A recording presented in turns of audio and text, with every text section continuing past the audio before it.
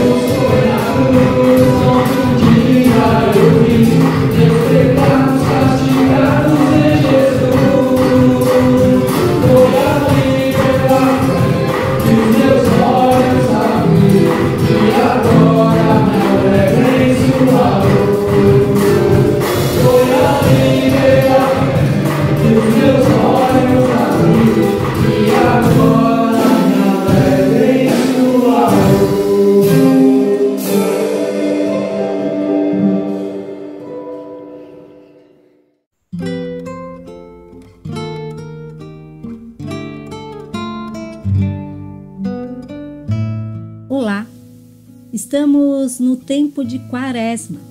Quaresma representa os 40 dias que antecedem a Páscoa. A Páscoa é a maior celebração, a maior festa do calendário cristão. Festa essa que nos faz lembrar a vitória de Jesus sobre a morte e a sua ressurreição. Ressurreição essa que garante também a ressurreição daqueles que aceitaram o sacrifício de Jesus na cruz, onde ele se torna pecado para perdoar os nossos pecados. Os cristãos foram muito felizes quando decidiram que esse período seria um período de 40 dias, para que nós também preparássemos para essa celebração da Páscoa.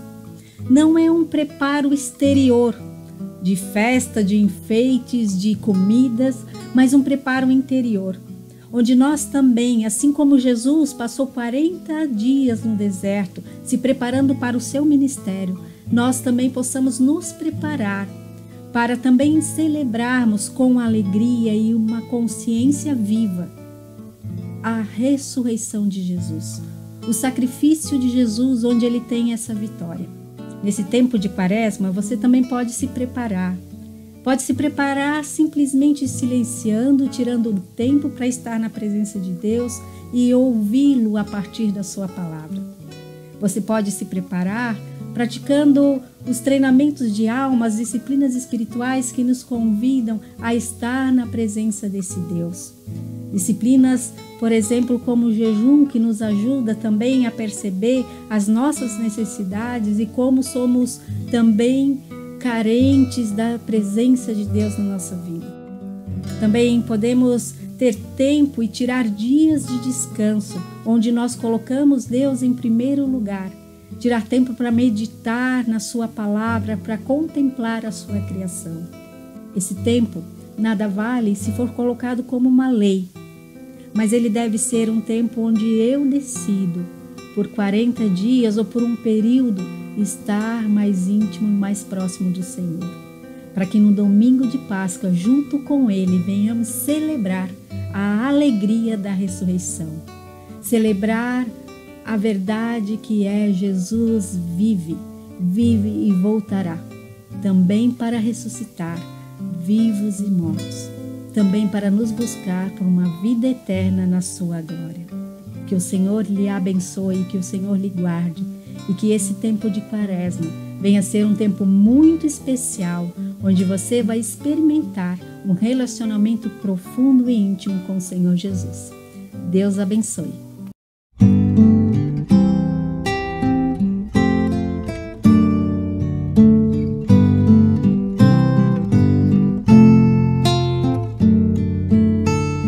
Quanto a mim, que eu jamais me glorie a não ser na cruz de nosso Senhor Jesus Cristo, por meio do qual o mundo foi crucificado para mim e eu para o mundo. Olá, amigos e amigas em Cristo. Como disse a pastora Dilene, nós estamos em tempos de Quaresma, a qual nos prepara para a Páscoa. E na Páscoa, todo cristão lembra a paixão, a morte na cruz e a ressurreição de Cristo.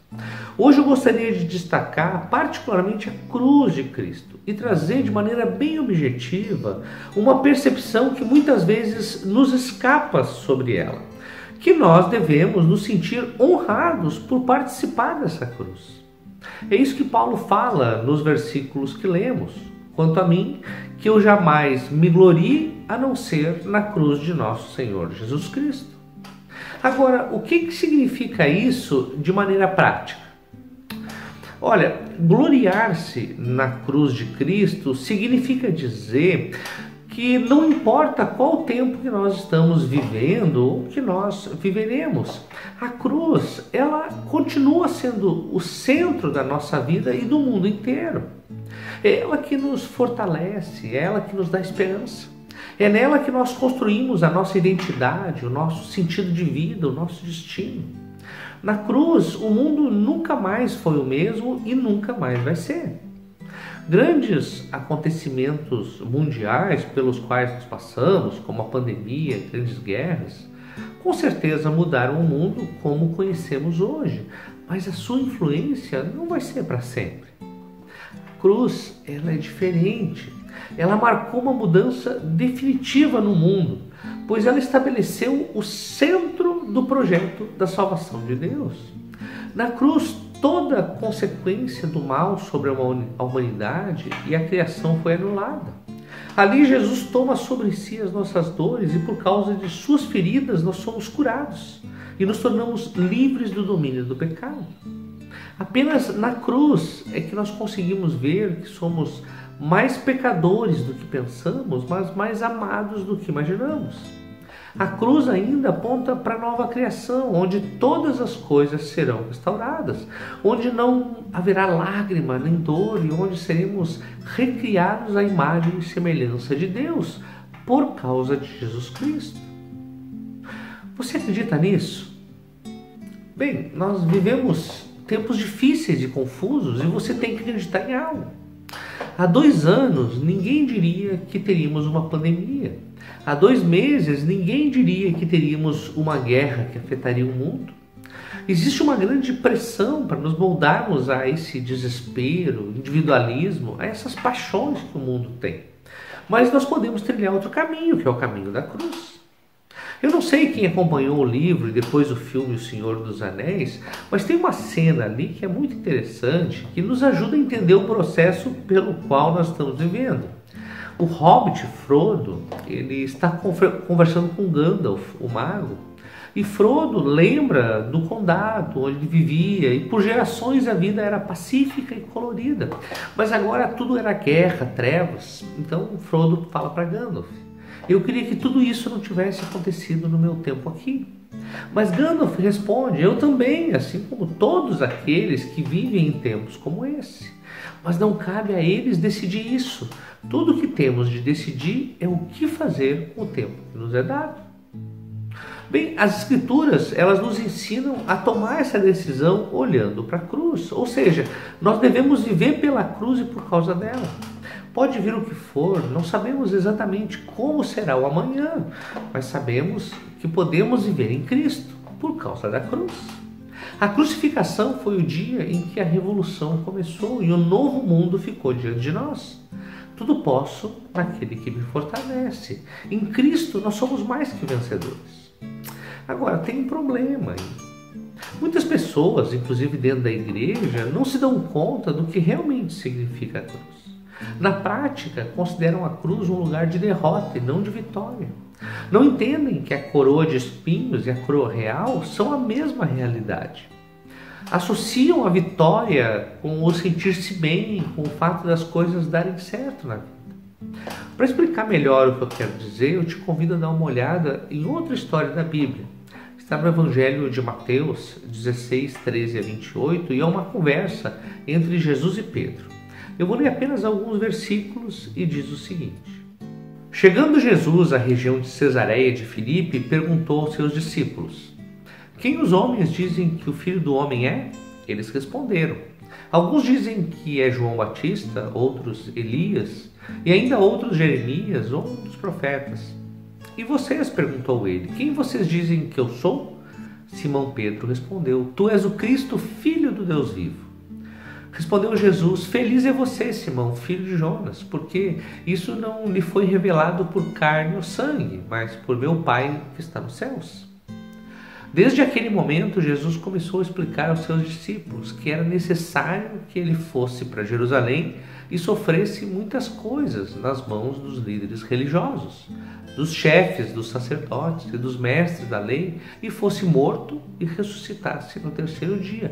Então Pedro, chamando-o à parte, começou a repreendê-lo, dizendo: nunca, Senhor, isso nunca te acontecerá. Jesus virou-se e disse a Pedro: para trás de mim, Satanás, você é uma pedra de tropeço para mim. E não pensa nas coisas de Deus, mas nas dos homens. Então Jesus disse aos seus discípulos: se alguém quiser acompanhar-me, negue-se a si mesmo, tome a sua cruz e me siga. Observe o que aconteceu aqui. Quando Jesus perguntou para Pedro: quem vocês dizem que eu sou? E Pedro respondeu: você é Cristo, filho do Deus vivo? Jesus ficou muito feliz com a resposta. E ele disse: Pedro, isso foi uma revelação de Deus. Carne e sangue não ensinam isso a você. Então Jesus imediatamente começou a falar sobre o quê? Sobre a cruz. E Jesus imediatamente começou a ensinar que ele tinha que ir para Jerusalém, que sofrer, ser torturado, ser morto, ressuscitar. Ele começou a falar sobre a cruz, mas imediatamente Pedro começou a ficar muito decepcionado com isso. E ele repreendeu Jesus. Perceba, no começo, Pedro disse: você é o Filho de Deus, isso é muito bom, você é um grande mestre, você é o Messias, isso é maravilhoso. Mas assim que Jesus começou a falar sobre a cruz, Pedro disse: não, espera um minuto, eu não quero dizer isso. Sobre o que você está falando mesmo? Então Pedro começou a repreender Jesus. E o que foi que Jesus disse? Presta atenção aqui. Jesus não disse: afasta-se de mim, Pedro. O que foi que ele disse então? Ele disse: afasta-se de mim, Satanás. Você sabe por quê? Porque quando você compreende a cruz de maneira errada, você está nas garras de Satanás. Você está ajudando Satanás. Você é o missionário dele e não de Jesus. Na verdade, Jesus quis dizer algo como: Pedro, eu não posso lidar com você até você compreender a cruz da maneira correta, senão você vai fazer o desejo de Satanás. Presta atenção, gente, isso é muito, muito importante. A cruz não é vitória desse mundo. A cruz é a vitória de Deus sobre o mal, apesar dele ainda estar presente no mundo. A igreja, portanto, ela é chamada para implementar essa vitória no meio das dores e das calamidades do mundo, do mesmo modo que Cristo fez, através do amor, através da graça. O momento que nós estamos vivendo hoje, por mais difícil e confuso que pareça, não é um lugar de medo e desesperança para o cristão. Para quem tem a cruz, é tempo e espaço de missão, de anunciar a vitória da cruz com atos e palavras. E nós temos muitas maneiras criativas de fazer isso. Nós podemos compartilhar recursos, compartilhar cuidados, apontar para o reino de Deus no meio de nós, viver, testemunhar a salvação em Cristo, entre tantas coisas. Percebam que é isso que significa o dito de Jesus: quem quiser ser meu discípulo, tome a sua cruz e me siga. Ou seja, tome o sofrimento, tome a graça, o amor autodoador e aguarde a ressurreição, onde serão feitas novas todas as coisas.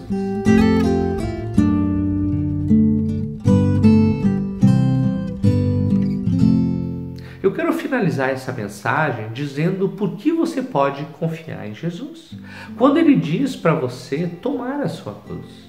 Lembra que quando Jesus estava na cruz, ele disse: meu Deus, por que você me abandonou? Jesus aqui está experimentando uma agonia que nunca iremos compreender completamente. Mas sabemos que foi maior que qualquer coisa que nós podemos experimentar. Ele foi abandonado por Deus.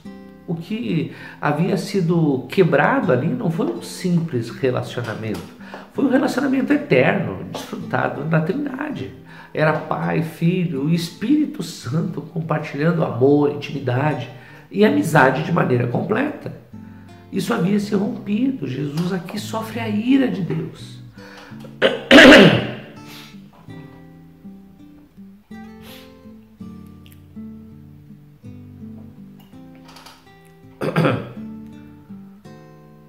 Eu quero finalizar essa mensagem dizendo por que você pode confiar em Jesus quando ele diz para você tomar a sua cruz.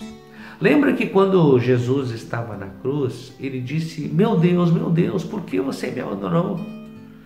Jesus aqui, gente, está experimentando uma agonia que nós nunca vamos compreender completamente, mas sabemos que foi maior que qualquer coisa que eu e você podemos experimentar. Ele foi abandonado por Deus. O que havia sido quebrado ali não era um simples relacionamento, foi um relacionamento eterno, desfrutado na Trindade. Era Pai, Filho, Espírito Santo, compartilhando amor, intimidade e amizade de maneira completa. E isso havia se rompido. Jesus aqui sofre a ira de Deus.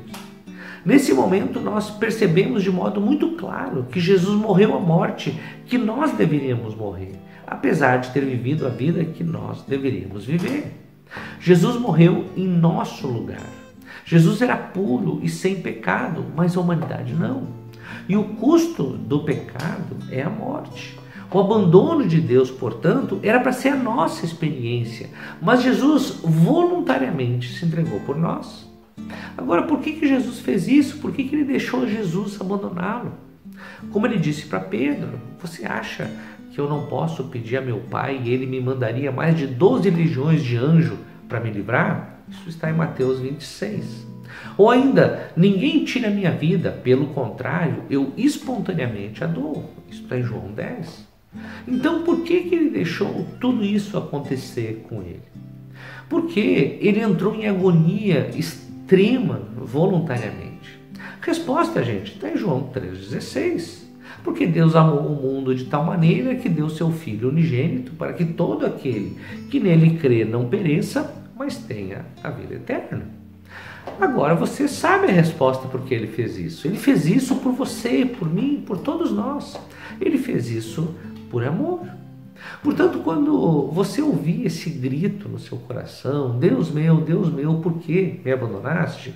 Você pode ter a certeza de que você nunca será abandonado. Mesmo diante da maior agonia, Jesus permaneceu fiel ao seu propósito de salvar a humanidade que estava em decadência.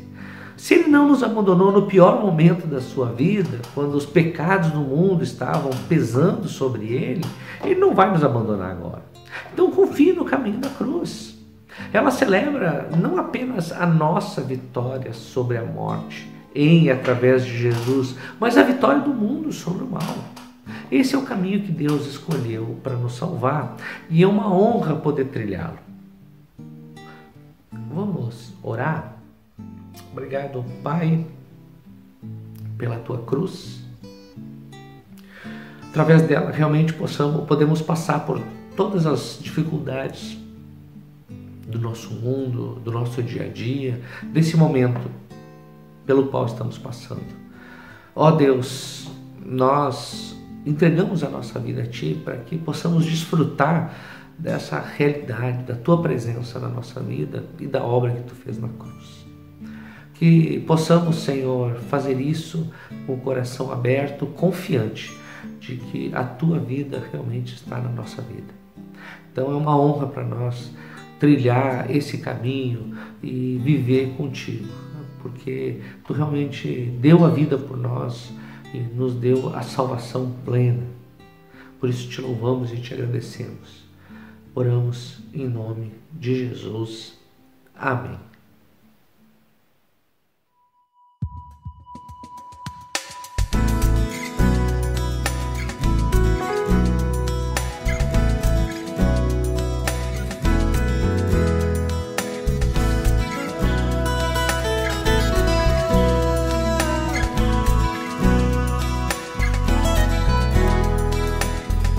De Deus vem louvar